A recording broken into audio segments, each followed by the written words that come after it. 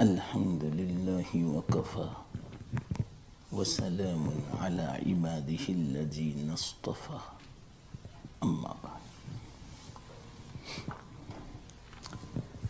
محترم دوستو بزرگوں، مختصر بات کرنی ہے۔ ایک حدیث ذہن میں آئی جس کا مفہوم ہے، اللہ کے رسول صلی اللہ علیہ وسلم نے ارشاد فرمایا، میری اگلی امت عافیت میں ہوگی اور بعد میں آنے والی امت ابتلا اور آزمائش میں مبتلا ہوگی، فتنے میں مبتلا ہوگی۔ اس امت کے بارے میں، یہ آخری زمانے کے اعتبار سے ہے۔ آپ کا ارشاد بڑا مختصر، لیکن آج کل جو کچھ ہو رہا ہے پوری دنیا میں مسلمانوں کے خلاف،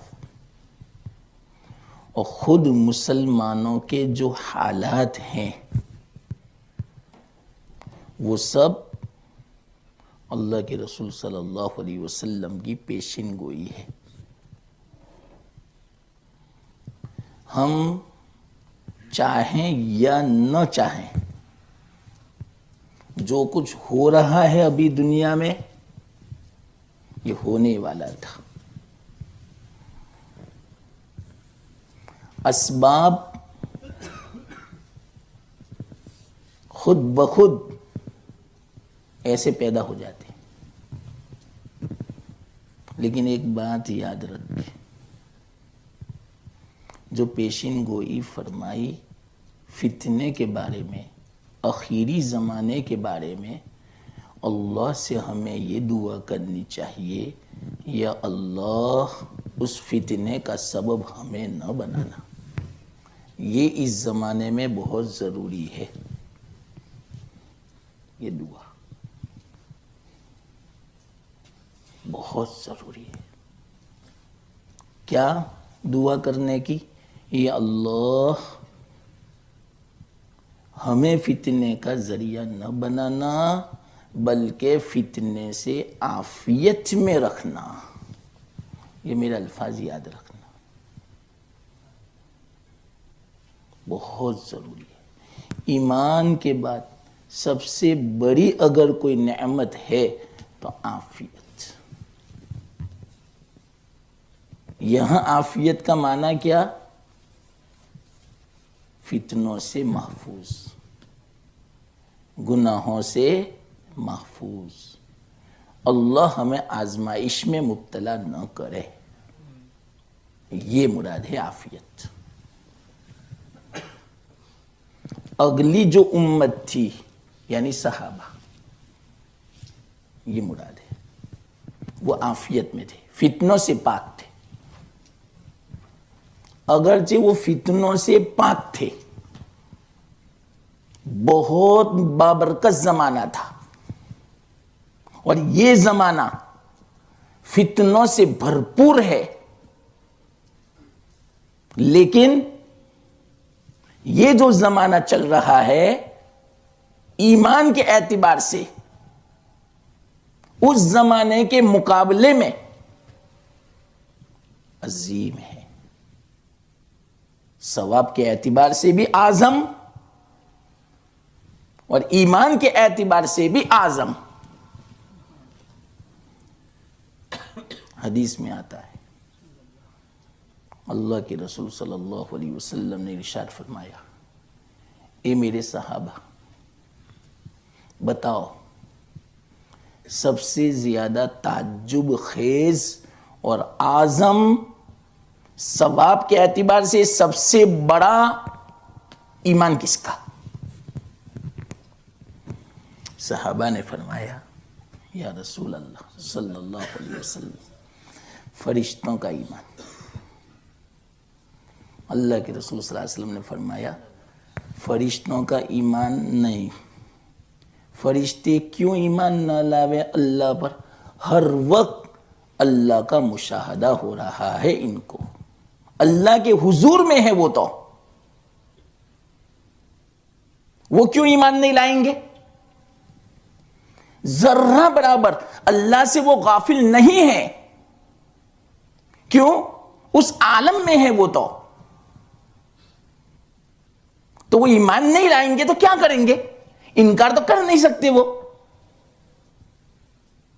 ہاں اللہ سے اگر وہ غافل ہوتے، اوجھل ہوتے تو ایمان میں شک ہوتا، لیکن ان کو تو کوئی شک کی گنجائش ہے ہی نہیں، اس لیے یہ آپ کا جواب صحیح نہیں ہے۔ بولو اب کس کا ایمان سب سے زیادہ تعجب کس؟ صحابہ نے فرمایا یا رسول اللہ صلی اللہ علیہ وسلم، انبیاء کا ایمان سب سے عظیم۔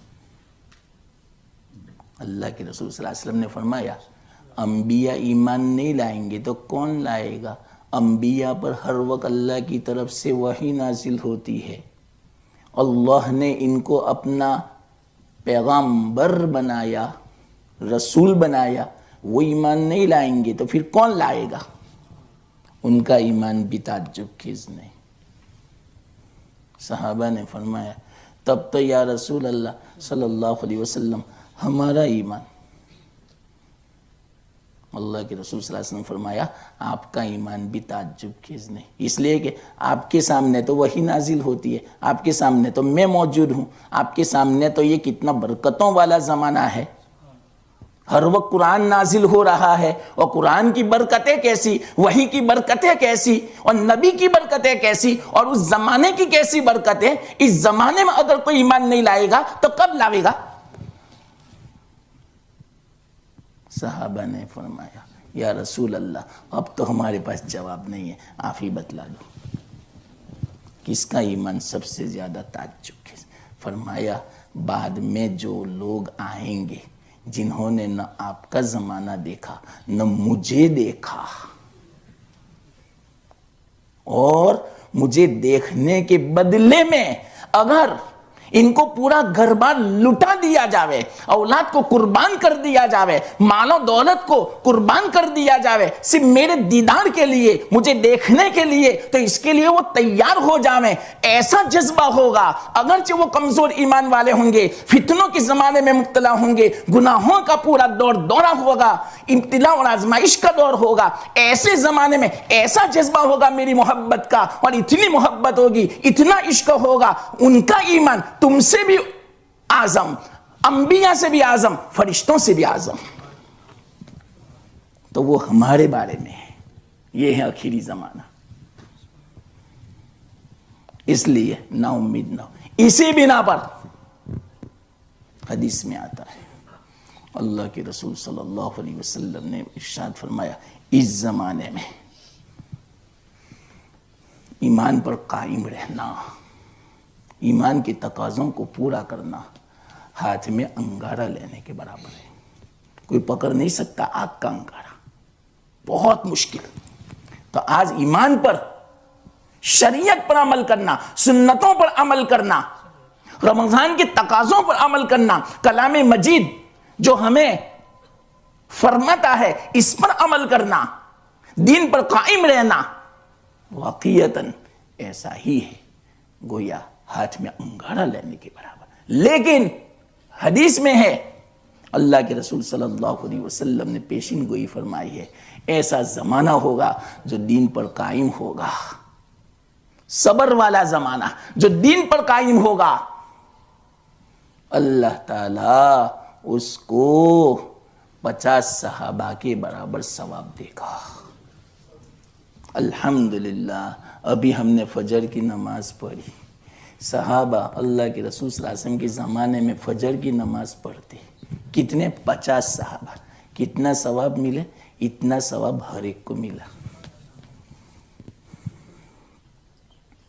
کلام مجید کی تلاوت کرتے تھے صحابہ، اور اس زمانے میں کیسا فتنے کے زمانے ہیں.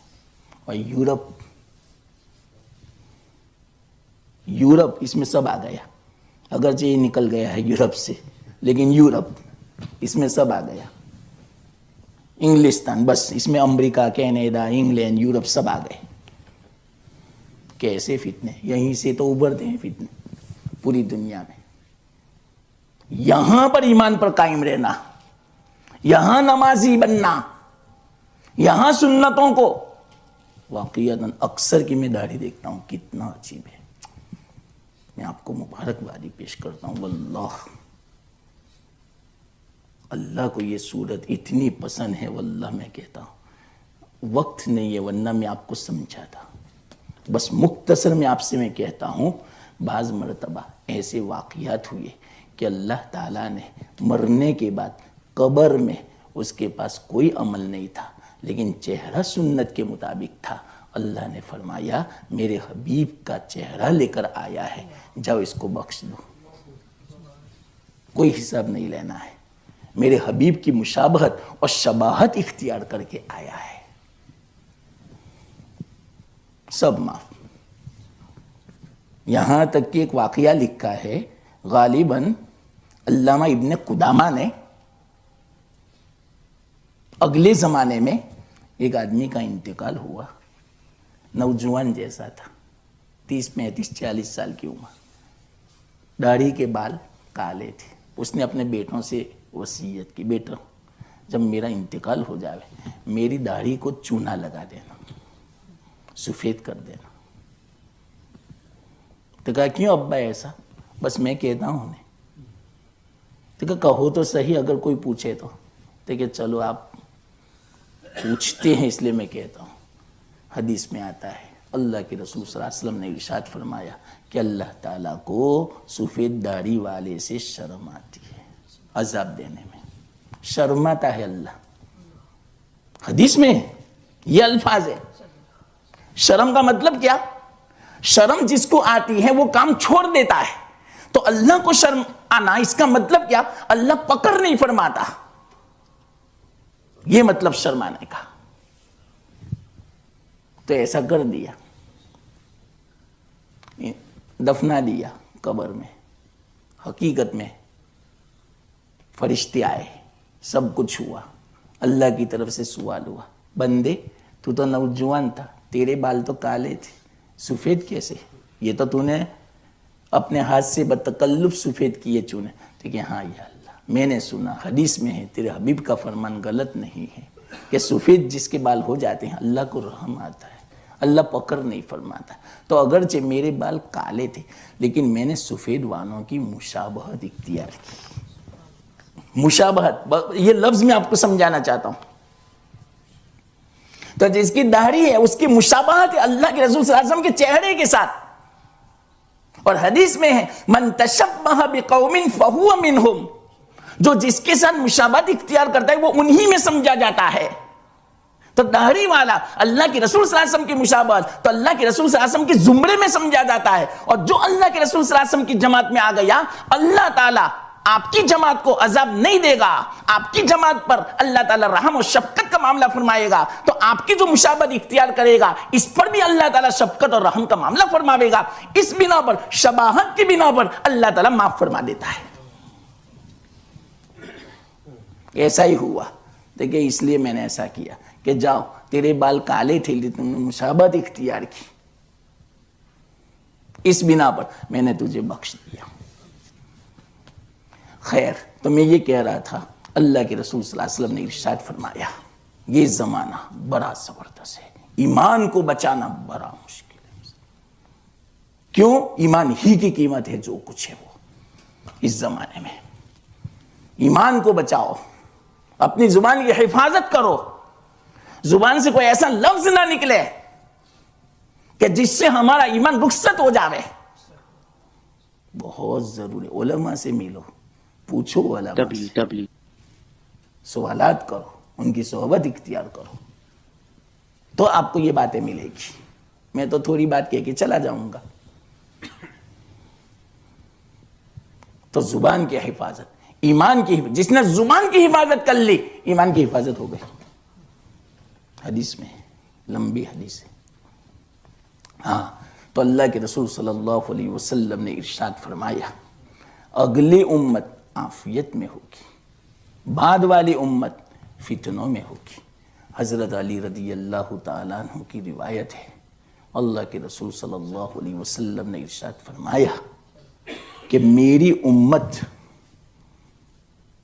گناہوں میں جو مبتلا ہوگی اللہ تعالیٰ ان کے گناہوں کو جہاں تک ہو سکے گا دنیا ہی میں دھو دے گا. کیسے دھوئے گا؟ اب سنو, فرمایا کسی نہ کسی فتنے میں مبتلا کریں گے, آزمائش میں مبتلا کریں گے, تکلیف میں مبتلا کریں گے, مصیبت میں مبتلا کریں گے, آفت و بلا میں مبتلا کریں گے. یہ اللہ کی طرف سے خیر ہے, ہمیں پتہ نہیں. یہ جتنے بھی وائرس ہے یا دشمنوں کی طرف سے جو مسلمانوں پر ظلم ہو رہا ہے, میں صحیح کہتا ہوں مسلمانوں اللہ کی ذات سے نا امید نہ ہو, اس سے ہمارے گناہ دھلتے ہیں اور اللہ تعالی ہمارے درجات کو بلند کرتا ہے. آج پوری دنیا میں مسلمان ذلیل ہیں, یہ ذلت ہے, یہ بہت بڑی آزمائش ہے, یہ بڑی تکلیف ہے, ہم سے دیکھا نہیں جاتا. مسلمانوں کی حالت, یہ جو غم ہے, یہ جو تکلیف ہے, ہماری طبیعت کے خلاف جو کچھ ہوتا ہے, اس سے اللہ تعالیٰ ہمارے گناہوں کو معاف فرماتا ہے اور ہمیں اللہ تعالیٰ جو مرتبہ لکھا ہے جنت میں اس درجے تک پہنچانا چاہتے ہیں. ہمارے پاس وہ عبادت نہیں کہ اس عبادت کے ذریعے سے وہاں تک پہنچ سکے, تو اللہ تعالیٰ اس طرح فتنوں میں مبتلا کر کے گناہوں کو معاف فرما کر اللہ تعالیٰ اس درجے تک پہنچاتا ہے. معمولی مت سمجھنا اس بات کو, یہ بھی بہت بڑی عبادت ہے, بلکہ یہ الصبر من الایمان, بلکہ اللہ کے رسول نے فرمایا صبر ہی اصل ایمان ہے. ان فتنوں پر صبر کرنا, جمے رہنا, یہی صحیح معنوں میں ایمان ہے. ایسا فرمایا اللہ کے رسول صلی اللہ علیہ وسلم. اور آگے فرمایا اور بھی اس کے بہت سارے گناہ ہیں, دنیا کی زندگی میں فتنوں سے گناہ نہیں دھلے تو سکرات کے وقت تکلیف میں اللہ مبتلا کرتا ہے تاکہ اس کے گناہ دھل جاوے. یا اللہ, اللہ کتنا کریم ہے. ہم سمجھتے ہیں کہ مرنے والے کو کتنی تکلیف ہے, اللہ ہم سے بھی زیادہ رحیم ہے, اس لیے مبتلا کیا تاکہ وہ دھل جاوے. وقت نہیں ہے ورنہ ایک دو واقعے میں آپ کو سنا تھا اس پر.